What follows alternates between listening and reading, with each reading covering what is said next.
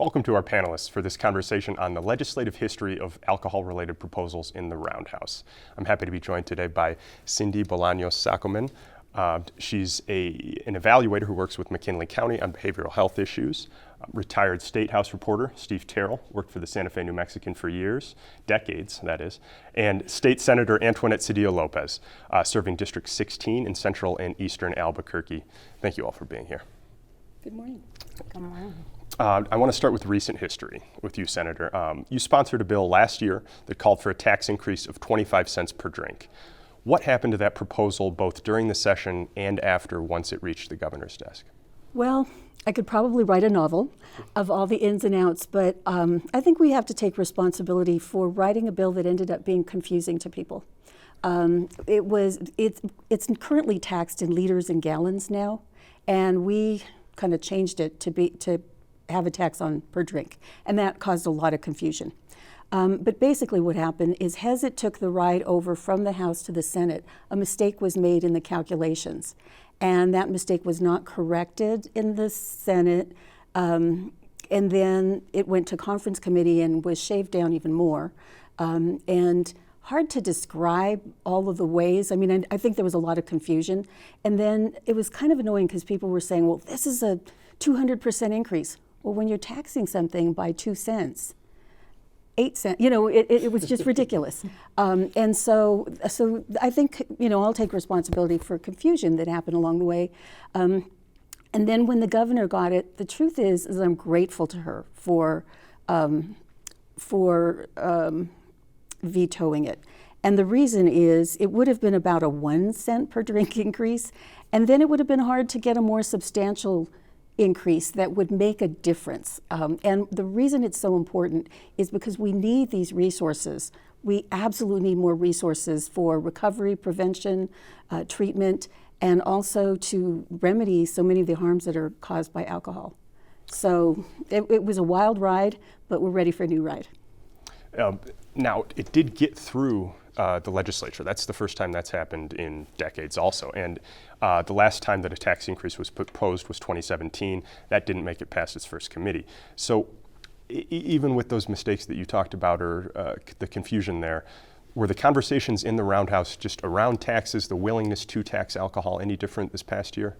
I think what will make the difference is when people understand that the money isn't just going to go to the general fund, but to an alcohol harms alleviation fund that will address the harms and then deal with prevention.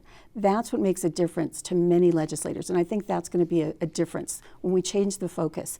A secondary benefit is that it reduces consumption, and I think we were emphasizing too much on the secondary benefit of reducing consumption. And as we focus on the need for a dedicated fund that can be relied on year after year for programs that will move the needle, because we're not going to get through. We're not going to move the needle on so many social problems we have unless we deal with our alcohol problem and our substance abuse problem. Okay. Now, Cindy, I want to ask you for some context on the issue. We know that New Mexico leads the nation in alcohol-related deaths per capita and has for some time. You work in McKinley County, where those numbers are even higher than the statewide numbers. But you told journalist Ted Alcorn last year that the issue is so big that one program, one community can't tackle this all on its own. What challenges have come from a lack of meaningful legislation, statewide legislation, like the senator just talked about?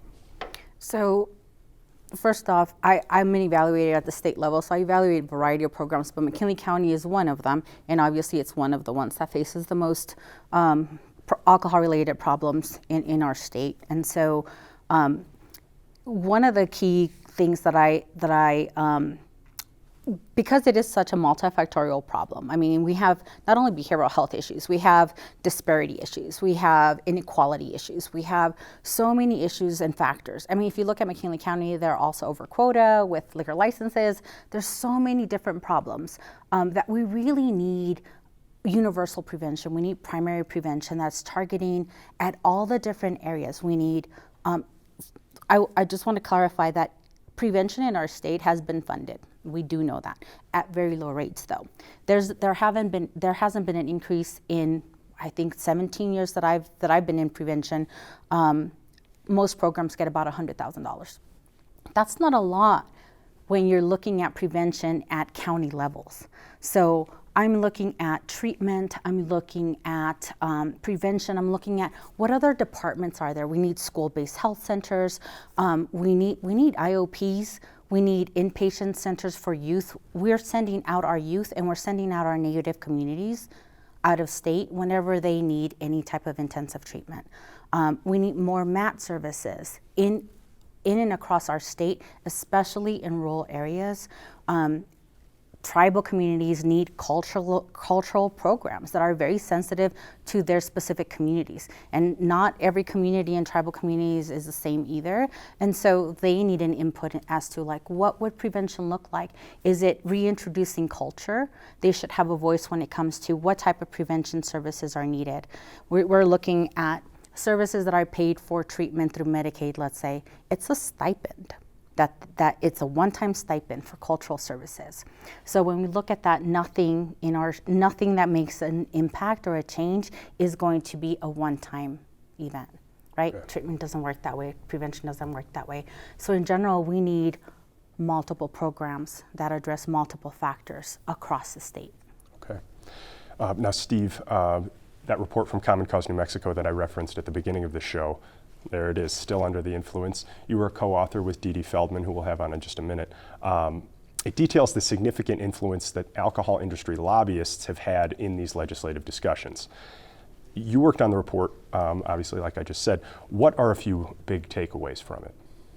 Well, the big takeaway is that lobbyists have done a great job of preventing, a tax increase in any serious way in the last few decades, and that was a big one as far as the political aspect goes. It's the alcohol industry doesn't give nearly as much as, say, the oil industry. I've studied them too, and it's a drop in the bucket as far as oil money goes. But we came to the conclusion it's probably just the relationships with these longtime lobbyists, some of whom are like second generation, some of whom are married to legislators, and so and a lot of them, a lot of these, they're contract lobbyists. That means they have a whole array of clients, not just in the alcohol industry. And so, but when they give money, it's you don't know. I don't know. Senator Lopez Cedillo could probably answer this better than me. But you don't always look at, where's this from? Who's this for? So, and by the way, our study found that Senator Lopez Cedillo had zero contributions from the alcohol industry, at least so far. So. And they're unlikely to give me any money now. This won't help you. I don't take money from that industry. Yeah. Well, Senator Cedillo Lopez, I do want to ask you about that. Do you believe that the alcohol industry's lobbying power has directly contributed to the failure of past legislation on this issue? Well, that's such a complicated question, and I think you saw that you sort of focused less on the money and more on the relationships, because these lobbyists represent a lot of different interests, and they do have really deep relationships. Some of them are former senators, former representatives. So it's really complicated. I don't take money from the industry or from oil and gas because I don't want people to think that they have any kind of influence on me. I think it's really important that I send the message that I represent what's best for the people of the state of New Mexico, and that's who I serve, not special interests. So even though some lobbyists were my, children of former students of mine or former students, actually, some of the lobbyists were, I will listen to anybody. If anybody makes an appointment with me, they're welcome. And whether they support me or not, that's not an issue. But I think it's important to think about the perception. What does it look like when you take a lot of money from oil and gas and then you don't support the Green Amendment? You take a lot of money from the alcohol industry and then you don't support an increase in the taxes. I don't think that's a good look. And that's why I don't do it. I'll give you an example of the power of lobbyists from back in 2003. Bill Richardson was the newly elected governor. He had a blue ribbon tax task force, and one of the they considered an amendment to this proposed tax legislation. There's going to be a sweeping overhaul of the taxes here in the state, and part of it was I think it's like a dime a drink raise in the alcohol tax.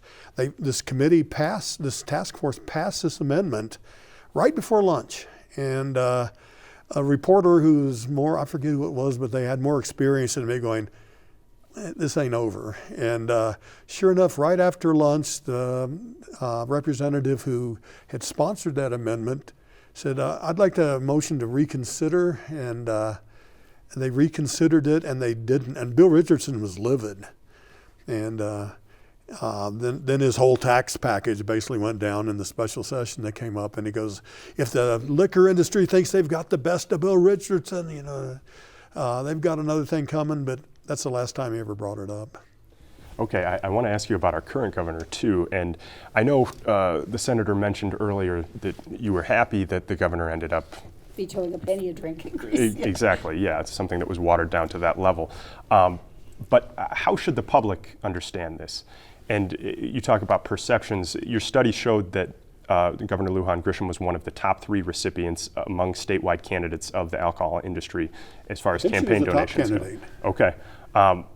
Should the public draw a line between the veto and her campaign receiving that money? Possibly not because of the.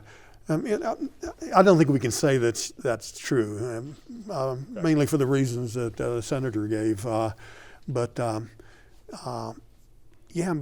fact is, she did take a ton of money from the alcohol industry. Okay. And I want to emphasize that we're working with her staff with this bill. So she was very gracious, met with us, talked about it, and we're working very closely with her staff on this next bill. And I think we believe she won't veto whatever comes out of this session. Okay. I'd love for her to endorse it, but I don't believe that she would veto As a it. former reporter, I got to say though, she did not do a good job of explaining that to the public after the veto. Okay. She may have privately to you guys. But Now, Cindy, I wanted to finish with you here and your position dealing with these alcohol issues, alcohol-related issues and crises. You mentioned a few programs before that could benefit from more tax dollars. How exactly would you like to see those tax dollars spent, and is a legislative approach necessary to make that happen? So I do believe that a legislative approach is necessary. I think in our state, like I've mentioned, we do have treatment, we do have prevention, but it's not enough for the problem that we have. I think since 2015, I remember hearing our Department of Health, our EPI department saying, we have an alcohol crisis, we need to do something about this. And yet, in 2021, we reached our all-time high. So in reality, if we have 276 now edited version deaths in our state in 2021, and that's an all-time high, and we've been screaming since 2015, we need something major. We need something really, really big and impactful. So one of the things that we did, so because we have been working with the governor's office, I want to make sure that everybody knows that this was a grassroots effort. That first and foremost, because we've been as grassroots, mobilizers, community mobilizers, evaluators, treatment agencies. We have a coalition of community members. We all met with a variety of associations, coalitions, treatment providers, and said, what do you need in your community in order to combat this? What do you need to decrease alcohol-related harms? And we started an entire list, and that's what I have in front of me. We took this list and we took it to the Department of Behavioral Health. We took it, and then they took it to 9 different other secretaries, 9 other departments, including CYFD, aging, long-term services, early childhood education, and the list goes on. What that really says is that this $250 to $275 million could go into programs in all of those departments. Now, think about the impact that would have, right? I mean, the impact in all of the departments, because like I said, this is not it's not just about decreasing alcohol consumption. It's about treating the disparities. It's about treating, Elderly have a lot of substance use as well. It's not very known and not hardly ever addressed. And if we look at early prevention, we're talking about early prevention, elementary school, right? This funding talks about home visitation, early prevention in elementary schools, schools-based health centers. So we're really looking at a very large impact. And again, I mentioned universal prevention or primary prevention before. So the list of projects that we are recommending started at the grassroots level and then went to the secretaries and the agencies and the departments for their input. And then the price that they ended up with is a lot higher than what we originally submitted in order to tackle the needs in our state. Thank you. Thank you very much. We're out of town there, but Cindy Bolaños Saccoman, Steve Terrell, and Senator Antoinette Sedillo Lopez, thank you all for your time. We'll be right back here in less than a minute with a new group to talk about conclusions and recommendations in that Common Cause report.